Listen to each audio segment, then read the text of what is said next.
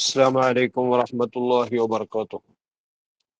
الحمد لله والصلاة والسلام على أهلهم أجمعين. അഖില ലോകത്തിന്റെ സൃഷ്ടാവും അതിന്റെ പരിപാലകനുമായ അള്ളാഹു നമ്മുടെ ജീവിതം സംശുദ്ധമാക്കുകയും നല്ല കാര്യങ്ങളിലേക്ക് കൂടുതൽ അടുപ്പിക്കുകയും തിന്മയിൽ നിന്നൊക്കെ അകറ്റുകയും അങ്ങനെ ആഖിറത്തിൽ വിജയിക്കുന്ന വിഭാഗത്തിൽ ഉൾപ്പെടുത്തി അനുഗ്രഹിക്കുകയും ചെയ്യട്ടെ. ആമീൻ റബ്ബൽ ആലമീൻ. നാം പറഞ്ഞു വെച്ച കാര്യം യൗമുൽ ഖിയാമയുടെ കാഠിന്യത്തെക്കുറിച്ചാണ്. മലകളൊക്കെ പൊടിപൊടിക്കപ്പെട്ടു. ഒരു ഉയരമോ ഒരു താഴ്ചയോ ഇല്ലാത്ത രൂപത്തിൽ ആകെ നിരപ്പാക്കപ്പെട്ടിരിക്കുന്നു. ഖിയാമത്ത് നാൾ സംഭവിച്ചു. എല്ലാവരെയും മഹ്ശറിലേക്ക് വിളിക്കപ്പെട്ടു. ആ വിളി കേട്ടുകൊണ്ട് എല്ലാവരും മഹ്ശറയിലേക്ക് നീങ്ങുമ്പോൾ യാതൊരുവിധ ശബ്ദവും ഉണ്ടാകാത്ത രൂപത്തിൽ കാലിങ്ങനെ വെക്കുന്ന ശബ്ദം മാത്രമാണ് പുറത്തു വരുന്നത്. എല്ലാവരും അള്ളാഹുവിന് കീഴ്പ്പെട്ടിരിക്കുന്നു. സർവമുഖങ്ങളും ഹയ്യും കയ്യുമുമായ അള്ളാഹുവിന് കീഴ്പ്പെട്ടുകൊണ്ട് പാപഭാരം ചുമന്നവരങ്ങനെ, നല്ല കാര്യങ്ങൾ ചുമന്നവരങ്ങനെ അവർ പ്രതീക്ഷയോടുകൂടെ മഹ്ശറയിലേക്ക് നീങ്ങിക്കൊണ്ടിരിക്കുന്നു. ഈ പറഞ്ഞതിൽ നിന്നൊക്കെ ബോധ്യപ്പെടുന്ന ഒരു കാര്യമാണ് ഇനി പറയാനുള്ളത്. അഊദു ബില്ലാഹി മിനശ് ശൈത്വാനിർ റജീം. ബിസ്മില്ലാഹിർ റഹ്മാനിർ റഹീം. فتعالى الله الملك الحق ولا تعجل بالقرآن من قبل أن يقضى إليك وحيه وقل رب زدني علما. ഈ പറയപ്പെട്ടതൊക്കെ ബോധ്യപ്പെട്ടല്ലോ. എങ്കിൽ തആലല്ലാഹു, അല്ലാഹു ഏറ്റവും ഉന്നതനാകുന്നു. എല്ലാം അള്ളാഹുവിന് കീഴ്പ്പെട്ടിട്ട് യാതൊരു ശബ്ദവും ഉണ്ടാക്കാൻ ധൈര്യപ്പെടാതെ കാലിങ്ങനെ പറിച്ചെടുക്കുമ്പോൾ ഉണ്ടാകുന്ന ആ ഒച്ചയല്ലാതെ മറ്റൊന്നും കേൾക്കാത്ത രൂപത്തിൽ വളരെ അടങ്ങി ഒതുങ്ങിക്കൊണ്ടാണ് മഹ്ശറിലേക്ക് നീങ്ങുന്നത് എന്നും ആ ദിവസം വിളിക്കപ്പെട്ടവരെ എവിടെയും ഒളിച്ചു നിൽക്കാതെ മഹ്ശറയിലേക്ക് നേരെ എത്തുമെന്നൊക്കെ പറഞ്ഞല്ലോ. അതിൽ നിന്ന് മനസ്സിലായ കാര്യം തആലല്ലോ, അള്ളാഹു ചെറിയവനല്ല കേട്ടോ. അള്ളാഹു ഉന്നതനായിരിക്കുന്നു. അൽ മലിക്കു, അവൻ മലിക്കാകുന്നു. എല്ലാ ലോകത്തും അഖില ലോകത്തും ഭരണം നടത്തുന്ന അവൻ. അൽ ഹഖു, അവനാകുന്നു യാഥാർത്ഥ്യം. അവൻ മാത്രമേ ഉള്ളൂ, ബാക്കിയുള്ളതൊന്നും ഇല്ല എന്ന് തന്നെ പറയാം. ബാക്കിയുള്ളതൊക്കെ അവൻ ഉണ്ടാക്കിയപ്പോൾ ഉണ്ടായി, ഉണ്ടാക്കിയില്ലായിരുന്നുവെങ്കിൽ ഉണ്ടാകുമായിരുന്നില്ല. ഉണ്ടാക്കിയിട്ട് എത്ര കാലമാണോ അതിനെ സംരക്ഷിക്കുന്നത് അത്രയേ ഉണ്ടാകൂ. ചുരുക്കത്തിൽ അള്ളാഹുവിന്റെ ഉണ്ടാകൽ മാത്രമേ യഥാർത്ഥത്തിലുള്ള ഉണ്ടാകലുള്ളൂ. അത് ഇന്നത് മുതലെന്നോ ഇന്നത് വരെയെന്നോ ഒരതിർത്തിയുമില്ല. മറ്റാരിൽ നിന്ന് കിട്ടിയതും അല്ല. യഥാർത്ഥ ഉണ്ടാകൽ അവൻ്റേത് മാത്രം. റസൂലുള്ളാഹി തങ്ങളുടെ അടുക്കലേക്ക് ജിബ്രീൽ അലൈഹിസ്സലാം വഹയുമായിട്ട് വരും. എന്നിട്ട് റസൂലുള്ളാഹിയുടെ ഹൃദയത്തിലേക്ക് ആ വഹയ് ഇട്ടുകൊടുക്കും. അത് വളരെ ഭാരിച്ചൊരു സംഗതിയാണ്. ഇന്നാ സനുൽഖി അലൈക ഖൗലൻ സഖീല എന്ന് നാം നേരത്തെ പറഞ്ഞിട്ടുണ്ടല്ലോ, ഓതി കേൾപ്പിച്ചിട്ടുണ്ടല്ലോ. അതിനുശേഷം ജിബ്രീൽ അലൈഹിസ്സലാം അതിനെ ഓതി കേൾപ്പിക്കുകയും ചെയ്യും. വളരെ വലിയ ഉത്തരവാദിത്തമാണ് ഏൽപ്പിക്കുന്നത്. റസൂലുള്ളാഹ് ജിബ്രീലിന്റെ ഓത്ത് തീരാൻ കാക്കാതെ അതിലേക്ക് വേഗത്തിൽ അടുക്കുകയും വേഗം അതിനെങ്ങനെ ഹിഫ്ളാക്കാൻ കഠിന ശ്രമം നടത്തുകയും ചെയ്യാൻ കാരണം തന്നെ ഏൽപ്പിക്കപ്പെട്ട ഈ ഉത്തരവാദിത്തം ചെറുതല്ല, വളരെ വലുതാകുന്നു. ആ ഉത്തരവാദിത്ത ബോധമാണ്. അള്ളാഹു റസൂലുള്ളാഹിനെ വിളിച്ചിട്ട് സമാധാനിപ്പിക്കുന്നതാണ് ഇനി കേൾക്കുന്നത്. വലാ താജൽ, നബിയെ തങ്ങൾ തിരക്ക് കൂട്ടണ്ട. ബിൽ ഖുർആനി, ഖുർആന് കൊണ്ട് തിരക്ക് കൂട്ടണ്ട. മിൻ ഖബ്ലി അൻ യുഖ്ളാ ഇലൈക, നിങ്ങളിലേക്ക് വിധിക്കപ്പെടുന്നതിന്റെ മുമ്പ് വഹ്യുഹു, അതിന്റെ വഹയിനെ. അപ്പൊ ഈ ഖുർആൻ സംബന്ധമായ വഹയ് നിങ്ങളിലേക്ക് പരിപൂർണമാക്കപ്പെടുന്നതിന്റെ മുമ്പായിട്ട് അത് മനഃപ്പാടമാക്കാനുള്ള കഠിന ശ്രമം തങ്ങൾ നടത്തുന്നുണ്ട്, വിഷമിച്ചുകൊണ്ട്. അതിന്റെ ആവശ്യമില്ല. വഖുൽ, നബിയെ തങ്ങൾ പറയൂ, റബ്ബി സിദ്നി ഇൽമ, റബ്ബി സിദ്നി ഇൽമ എന്ന് പറയൂ. റബ്ബി, എന്റെ പടച്ചവനെ, സിദ്, നീ ജാസ്തിയാക്കി തരണേ, നീ എനിക്ക് ഇൽമിനെ ജാസ്തിയാക്കി തരണേ എന്ന് അള്ളാഹുവോട് ദുആ ചെയ്യുക. എന്നിട്ട് അത് കേട്ടിരുന്നാ മതി. എന്നല്ലാതെ അത് മനഃപ്പാടമാക്കാൻ വേണ്ടിയിട്ട് നിങ്ങൾ ഇങ്ങനെ അത്യധ്വാനം ചെയ്യേണ്ടതില്ല. റസൂലുള്ളാഹി അള്ളാഹു സമാധാനിപ്പിച്ചതാ കേട്ടത്. തന്നെ ഏൽപ്പിക്കപ്പെട്ട ഉത്തരവാദിത്വം ചെറുതല്ല. ആ ഉത്തരവാദിത്വത്തിൽ ഒരു അല്പം പോലും വീഴ്ച വരാൻ പാടില്ലെന്ന നിർബന്ധം റസൂലുള്ളാഹിക്കുണ്ട്. അതുകൊണ്ടാണ് ഇങ്ങനെ വഹി ഇങ്ങോട്ട് എത്തുമ്പോഴേക്ക് അതിലേക്ക് അടുക്കുകയും അത് മനഃപ്പാടമാക്കാൻ വേണ്ടിയിട്ട് നന്നായിട്ട് ശ്രമിക്കുകയും ചെയ്യുന്നത്. അത്ര ബേജാറാകേണ്ടതില്ല. വഖുൽ നബിയെ തങ്ങൾ പറയൂ, റബ്ബി സിദ്നി ഇൽമ, റബ്ബി സിദ്നി ഇൽമ എന്ന് പറയൂ. പടച്ചവനെ എനിക്ക് നീ ഇൽമിനെ ജാസ്തിയാക്കി തരണേ. ഇൽമുണ്ടായാലല്ലേ മനുഷ്യൻ മനുഷ്യനാകൂ. അള്ളാഹുവിനെ അറിയണമെങ്കിൽ ഇൽമു വേണ്ടേ? അതൊക്കെ മേൽ പറയപ്പെട്ട കാര്യങ്ങൾ ബോധ്യപ്പെടാൻ കാരണമാണ്. തആലല്ലാഹുൽ മലിക്കുൽ ഹഖ്, യാഥാർത്ഥ്യനായ അള്ളാഹു അവനാകുന്നു എവിടെയും ഭരണം നടത്തുന്നവൻ, അവനാണ് ഉന്നതൻ എന്ന് ബോധ്യപ്പെടണമെങ്കിലും ഇൽമു ഉണ്ടാവണം. അതുകൊണ്ട് റബ്ബി സിദ്നി ഇൽമ. വലഖദ് അഹിദ്നാ ഇലാ ആദമ മിൻ ഖബ്ലു ഫനസിയ വലം നജിദ് ലഹു അസ്മാ. മനുഷ്യ സൃഷ്ടിപ്പിന്റെ ആദ്യഘട്ടത്തെ പറ്റി പറയാം. വലഖദ് അഹിദ്ന, തീർച്ചയായും ഞാൻ കരാർ ചെയ്തിട്ടുണ്ടായിരുന്നു. ഇല ആദമ, ആദം നബി അലൈഹിസ്സലാമിലേക്ക് കരാർ ചെയ്തിട്ടുണ്ടായിരുന്നു. മിൻ ഖബ്ലു, ആദം നബിയെ പടച്ചു, എന്നിട്ട് ചില കാര്യങ്ങളൊക്കെ നടന്നു. അതിന്റെ മുമ്പായിട്ട് ആദം നബിയോട് ഒരു വ്യവസ്ഥ നടത്തിയിരുന്നു. പക്ഷെ നസിയ, ആദം നബിക്ക് ഒരു മറവി സംഭവിച്ചു. മറവി മനുഷ്യന് സംഭവിക്കാം. ഇൻസാൻ എന്നല്ലേ മനുഷ്യൻ എന്നതിന്റെ പദം, നിസിയാൻ എന്നാണ് മറവി എന്നതിന്റെ പദം. ഈ രണ്ട് വാക്കുകൾ തമ്മിലുള്ള ആ യോജിപ്പ് കണ്ടില്ലേ? ഇതേ ക്രമത്തിൽ മനുഷ്യ ജീവിതത്തിൽ നിസിയാന് പലപ്പോഴും ബാധിച്ചിരിക്കും. അതൊരു കുറവും കുറ്റമൊന്നുമല്ല. വലം നജിദ് ലഹു, ആദം നബിക്ക് നാം എത്തിച്ചില്ല അസ്മൻ, ഒരു ഉറച്ച തീരുമാനത്തെ എത്തിച്ചില്ല. ആ ഉറച്ച തീരുമാനം എന്ന് പറഞ്ഞാൽ ആ ചെയ്ത കരാറിൽ ഉറച്ചു നിൽക്കാനുള്ള ഒരു സന്നദ്ധത, ഉറച്ചു നിൽക്കാനുള്ള ഒരു കഴിവ് അപ്പോൾ കണ്ടില്ല. അതിന്റെ കാരണം അള്ളാഹു ആദം നബിയോട് കൽപ്പിച്ച ഒരു കാര്യമുണ്ട്. പ്രത്യക്ഷത്തിൽ ആ വൃക്ഷത്തിലേക്ക് അടുക്കരുത്, അതിലെ കായ ഭക്ഷിക്കരുത് എന്നായിരുന്നു. പക്ഷെ അള്ളാഹുവിന്റെ തീരുമാനം മറിച്ചാണ്. അത് ആദം നബി ഭക്ഷിക്കും. അത് മുഖേന ചില കാര്യങ്ങളൊക്കെ അവിടെ ഉണ്ടാകും. ആദം നബിയും ഹവ്വാബിയും മാത്രം സ്വർഗത്തിൽ ഇങ്ങനെ താമസിച്ചാൽ പോരാ. കോടാനുകോടികളാകുന്ന മക്കൾ സ്വർഗത്തിൽ പ്രവേശിക്കേണ്ടവരാണ്. അവര് ജനിക്കേണ്ടവരുമാണ്. അതൊന്നും സ്വർഗത്തിൽ നടക്കില്ല. അതുകൊണ്ട് അള്ളാഹുവിന്റെ തീരുമാനമുണ്ടായിരുന്നത് ഭൂമിയിലേക്ക് ഇറങ്ങി വരണമെന്നും അതിനൊരു കാരണം ഉണ്ടാകണമെന്നുമായിരുന്നു. എന്നാൽ പ്രത്യക്ഷത്തിൽ പറഞ്ഞതോ ആ വൃക്ഷത്തിലേക്ക് അടുക്കരുത് എന്നായിരുന്നു. അതാണ് കരാർ. ചുരുക്കത്തിൽ പ്രത്യക്ഷ കൽപ്പനയും അള്ളാഹുവിന്റെ ഖളാവും രണ്ടായിരുന്നു. അങ്ങനെ അത് പറ്റും, അള്ളാഹുവിൻ്റെതാ തീരുമാനം. ഇപ്പൊ തആലല്ലാഹുൽ മലിക്കുൽ ഹഖല്ലേ, യാഥാർത്ഥ്യൻ അവനല്ലേ, അവൻ തീരുമാനിക്കുന്നത് പോലെയല്ലേ കാര്യങ്ങൾ. അപ്പൊ അള്ളാഹു ആദം നബി അലൈഹിസ്സലാമിനോട് നേരത്തെ തന്നെ ഒരു കരാർ ചെയ്തിരുന്നു. ആ കാര്യത്തിൽ ആദം നബിക്ക് ഒരു മറവി സംഭവിച്ചു. അതിനൊരു കുഴപ്പമില്ല, മറവിയൊക്കെ സംഭവിക്കും. ഖത്വവും നിസിയാനും ഒക്കെ അമ്പിയാക്കളിൽ നിന്ന് സംഭവിക്കും. അതിന്റെ പല മസാലിഹുകളുമുണ്ട്.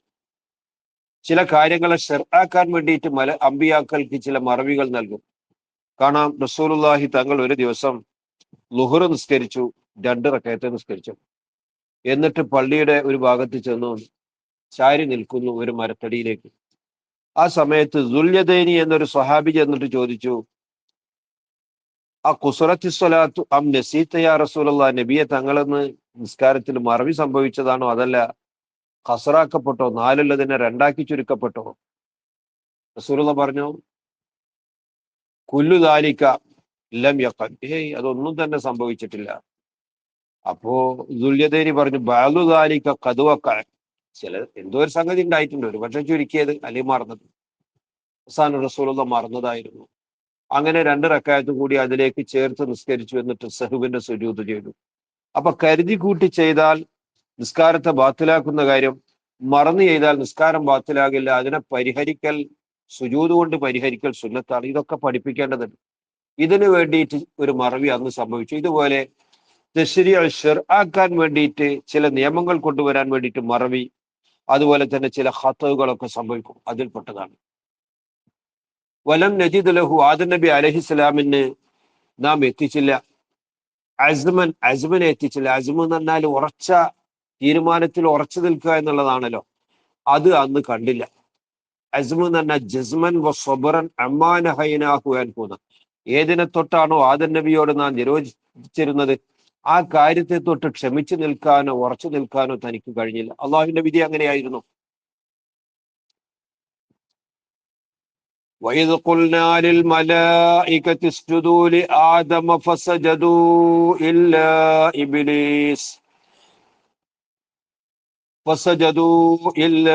إِبْلِيسَ أَبَى. ആദം നബി അലൈഹിസ്സലാമിനെ അള്ളാഹു സൃഷ്ടിക്കുകയും സ്വർഗത്തിൽ വസിപ്പിക്കുകയും ചെയ്തല്ലോ. അക്കാലത്തെ ഒരു സംഭവം പറയാം. വൈദ് ഖുൽനാലിൽ മലായികത്തി, മലക്കുകളോട് നാം പറഞ്ഞ സന്ദർഭത്തെക്കുറിച്ച് നിങ്ങൾ അറിഞ്ഞിരിക്കണം. എന്താ മലക്കുകളോട് പറഞ്ഞത്? ഉസ്ജുദൂലി ആദമ, നിങ്ങളൊക്കെ ആദമിന് സുജൂദ് ചെയ്യണം. ആദം ആദരണീയനാകുന്നു. ആദം നബിക്ക് നിങ്ങളൊക്കെ സുജൂദ് ചെയ്യണം. ഇപ്പൊ സജദു, എല്ലാ മലക്കുകളും അതനുസരിച്ച് സുജൂദ് ചെയ്തു. അനന്തരം ഇല്ല ഇബ്ലീസ്, അന്ന് മലക്കുകളുടെ കൂട്ടത്തിൽ ഇബ്ലീസും ഉണ്ടായിരുന്നു. അതുകൊണ്ട് തന്നെ മലക്കുകളോടുള്ള കൽപ്പനയിൽ അവനും ഉൾപ്പെട്ടിരുന്നു. അല്ലെങ്കിൽ ഈ മലായികത്ത് എന്നുള്ള വാക്കിൽ അവൻ പെടില്ല. സുജൂദ് എന്നോട് ചെയ്യാൻ പറഞ്ഞിട്ടില്ലല്ലോ എന്ന് പറഞ്ഞിട്ട് ന്യായം പറയുന്നു. പക്ഷെ അങ്ങനല്ല. മലക്കുകളുടെ കൂട്ടത്തിൽ വസിക്കുന്നവനും അവർ ചെയ്യുന്ന കാര്യങ്ങളൊക്കെ ചെയ്യുന്നവനായതുകൊണ്ട് മലക്കുകൾക്ക് ഇറങ്ങിയ ആ കൽപ്പനയിൽ ഇവനും ഉൾപ്പെടുന്ന രൂപത്തിൽ അവൻ അവിടെ ഉണ്ടായിരുന്നു. അതുകൊണ്ട് അവനും സുജൂദ് ചെയ്യേണ്ടതായിരുന്നു. പക്ഷേ അവൻ സുജൂദ് ചെയ്തില്ല. അവൻ വിസമ്മതിക്കുകയാണ് ചെയ്തത്. ഇവരൊക്കെ സുജൂദ് ചെയ്തപ്പോൾ അവൻ വിസമ്മതിച്ചു. അവൻ പറഞ്ഞത്, ഞാൻ ആദമിന് സുജൂദ് ചെയ്യാൻ മാത്രം അത്ര ചെറിയവനല്ല. അന ഖൈറും മിൻഹു ഖലഖ്തനി മിൻ നാർ വ ഖലഖ്തഹു മിൻ തീൻ. എന്നെ നീ തീയിനാലല്ലേ പടച്ചത്, അവനെ മണ്ണിനാലല്ലേ, കളിമണ്ണ് കൊണ്ടല്ലേ. കളിമണ്ണും തീയും കൂടി നോക്കുമ്പോൾ തീയിനല്ലേ ബഹുമതിയുള്ളത്. അതുകൊണ്ട് സുജൂദ് ഇങ്ങോട്ട് ചെയ്യലല്ലാതെ അങ്ങോട്ട് ചെയ്യുന്ന കാര്യമില്ല എന്ന് അഹങ്കാരത്തോടു കൂടെ പറഞ്ഞു. അവൻ വിസമ്മതിക്കുകയാണ് ചെയ്തത്. ഇങ്ങനൊരു സംഭവം അക്കാലത്ത് ഉണ്ടായിട്ടുണ്ട്. ഇപ്പൊ കണ്ടില്ലേ, ഇബ്ലീസും മനുഷ്യരും തമ്മിൽ അങ്ങേയറ്റത്തെ അകൽച്ചയുണ്ടാവാനുള്ള കാരണം അന്നുണ്ടായിട്ടുണ്ട്. ഇനി ഇബ്ലീസ് മനുഷ്യനെ വെറുതെ വെക്കുവോ? കാരണം ഇബ്ലീസിന്റെ എല്ലാ പതനത്തിനും കാരണം ഈ സുജൂദ് ഇല്ലാതിരുന്നതാണല്ലോ. ആദം നബിക്ക് സുജൂദ് ചെയ്യാതിരുന്നതാണല്ലോ. അതുകൊണ്ട് മനുഷ്യ സന്തതിയെ ഇടിച്ചു താഴ്ത്താൻ, തകർത്ത് തരിപ്പണമാക്കാൻ അവൻ എല്ലാ സമയത്തും ശ്രമിക്കും. അതിനാണ് ഇത് പറഞ്ഞത്. فقلنا يا آدم إن هذا عدو لك ولزوجك فلا يخرجنكما من الجنة فتشقى. فقلنا, അനന്തരം നാം പറഞ്ഞു, യാ ആദമു, ഓ ആദം നബിയെ, ഒരു കാര്യം പ്രത്യേകിച്ച് മനസ്സിലാക്കണം. നിങ്ങളെ വിളിച്ചുകൊണ്ട് ഞാനിത് പറയുന്നു. ഇന്ന ഹാദ, ഈ നിൽക്കുന്ന ഇവൻ, സുജൂദ് ചെയ്യാതെ വിസമ്മതിച്ചു നിന്ന ഇവനുണ്ടല്ലോ, അവൻ അദുവുല്ലക്ക, നിന്റെ ശത്രുവാകുന്നു, കഠിന ശത്രുവാകുന്നു. വലി സൗജിക്ക, നിന്റെ ഇണയായ ഹവ്വായിന്റെയും ശത്രുവാകുന്നു. ഇത് നീ അറിഞ്ഞിരിക്കണം. അതുകൊണ്ട് ഫലാ യുഖ്രിജന്നകുമാ, നിങ്ങൾ ഇരുവരെയും അവർ സ്വർഗത്തിൽ നിന്ന്, മിനൽ ജന്നത്തി, സ്വർഗത്തിൽ നിന്ന് പുറത്തിയാടിക്കാൻ അവൻ കഠിനമായിട്ട് ശ്രമിക്കും. നിങ്ങളോട് പറയാനുള്ളത്, ഫലാ യുഖ്രിജന്ന, തീർച്ച അവൻ പുറപ്പെടുവിക്കാതിരിക്കട്ടെ, കുമാ, നിങ്ങൾ രണ്ടുപേരെയും, മിനൽ ജന്നത്തി, സ്വർഗത്തിൽ നിന്ന്. അങ്ങനെ സ്വർഗത്തിൽ നിന്ന് നിങ്ങൾ പുറത്തു വന്നാലോ പൊത്തസ്ക, നിങ്ങൾ പരാജയപ്പെട്ടവരാകും. നിങ്ങളുടെ കാര്യം ഇടങ്ങറാകും.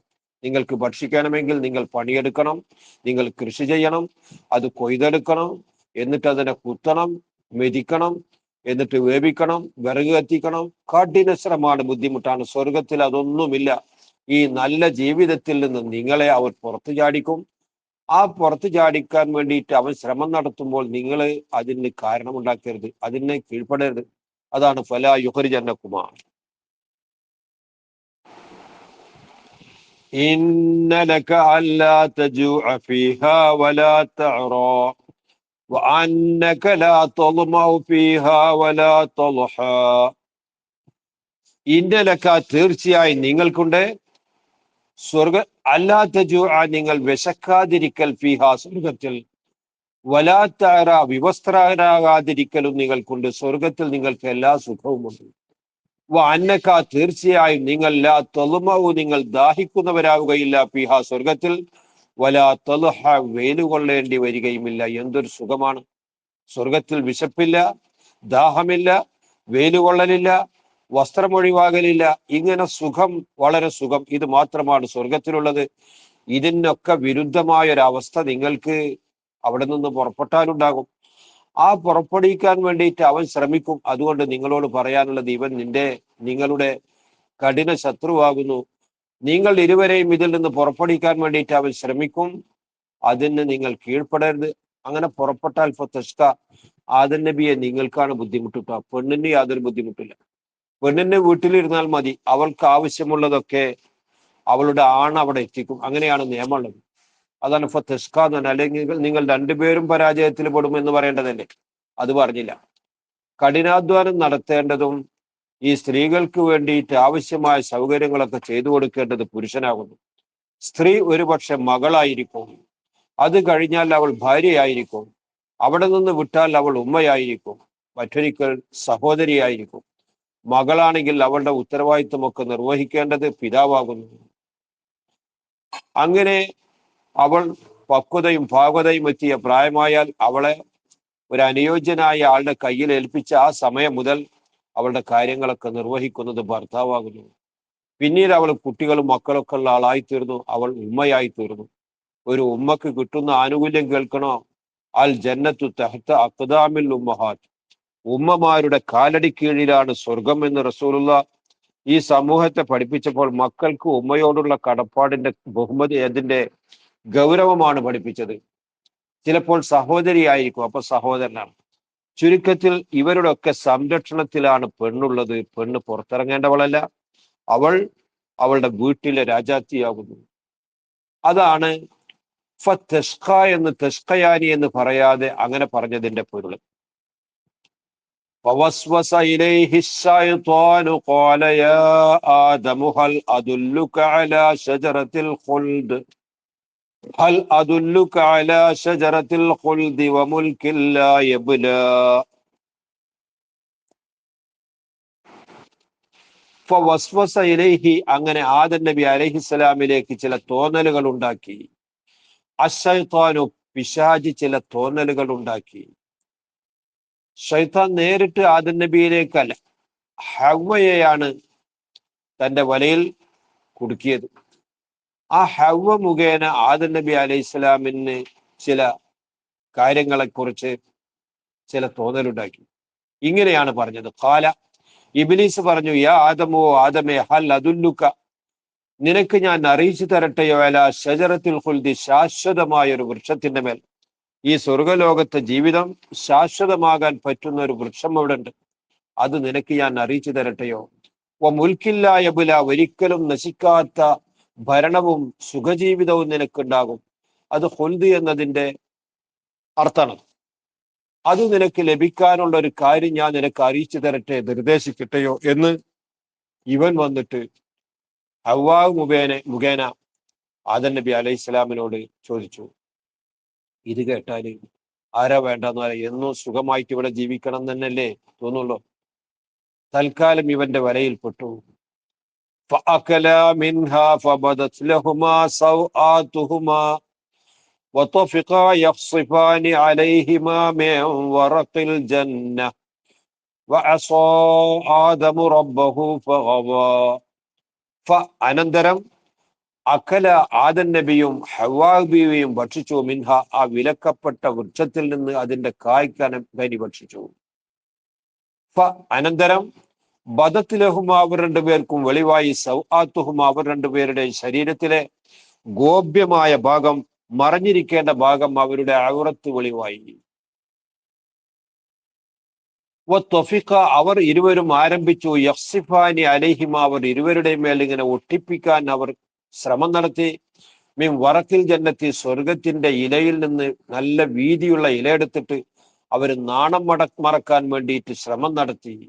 പക്ഷേ ആ ഇല പൊട്ടിയിട്ട് അവരുടെ ശരീരത്തിലെ ആ മറഞ്ഞിരിക്കേണ്ട ഭാഗം പ്രത്യക്ഷപ്പെടുകയാണ് ചെയ്തത്. ആദമു, ഇവിടെ ആദം നബി എതിരായിട്ടല്ലേ, റബ്ബഹു, റബ്ബിന്റെ കൽപ്പനയ്ക്ക് എതിരായിട്ടാണ് നീങ്ങിയത് പ്രത്യക്ഷത്തിൽ. അതുകൊണ്ട് തന്നെ ആ സ്വർഗത്തിൽ നിന്ന് ഇറങ്ങേണ്ടി വന്നു. ഇതാണ് സംഭവിച്ചത്. യഥാർത്ഥത്തിൽ ഇതിന്റെ ഒരു തെറ്റ് എന്ന് പറയാൻ പറ്റില്ല. കാരണം ആദം നബി അലൈഹി ഇസ്ലാമിനെ പടക്കുന്നതിന്റെ പ്രാരംഭമായിട്ട് തന്നെ അള്ളാഹു പറഞ്ഞത് നാം ഖുർആനിൽ വായിച്ചെടുത്തിട്ടുണ്ട്. വൈദ് ഖുൽനാലിൽ മലായികത്തി ഇന്നി ജായിലും ഫിൽ അർദി ഖലീഫ. ഞാൻ സ്വർഗത്തിലേക്ക് വേണ്ടിയിട്ട് ആദമിനെയും ഹവ്വയെയും പടക്കുന്നു എന്നല്ല, ഞാൻ ഭൂമി ലോകത്ത് ഒരു പുരുഷനെ പടക്കാൻ ഉദ്ദേശിക്കുന്നു. അപ്പൊ ഭൂമിയിലേക്കാണ് പടച്ചിട്ടുള്ളത്. അതിൻ്റെ ഒരു സമയം വരും, അപ്പൊ ഞാൻ ഭൂമിയിലേക്ക് അയക്കും, അതുവരെ തൽക്കാലം ഇവിടെ താമസിപ്പിക്കുക. ഇങ്ങനെ താൽക്കാലിക ജീവിതം മാത്രമേ അപ്പോൾ അള്ളാഹു അവിടെ ഉദ്ദേശിച്ചിട്ടുള്ളൂ. അതിനുള്ളൊരു താമസമാണ് അന്ന് നൽകിയിരുന്നത്. അതിന്റെ ഘട്ടം എത്തിയപ്പോൾ ഭൂമിയിലേക്ക് അയച്ചു. എന്നാലല്ലേ ഈ ആദം നബിയും ഹവ്വാവും മാത്രം സ്വർഗത്തിൽ കടന്നാൽ പോരാ, ഇവരിൽ നിന്ന് ജനിച്ചുണ്ടാകുന്ന കോടാനുകോടികൾക്ക് സ്വർഗപ്രവേശനം ലഭിക്കണം. സ്വർഗത്തിൽ സന്താനോൽപാദനമില്ല. അപ്പൊ അതൊക്കെ നടക്കണമെങ്കിൽ ഭൂമിയിലേക്ക് ഇറങ്ങേണ്ടതുണ്ട്. അതിന്റെ കാരണങ്ങളാണ്.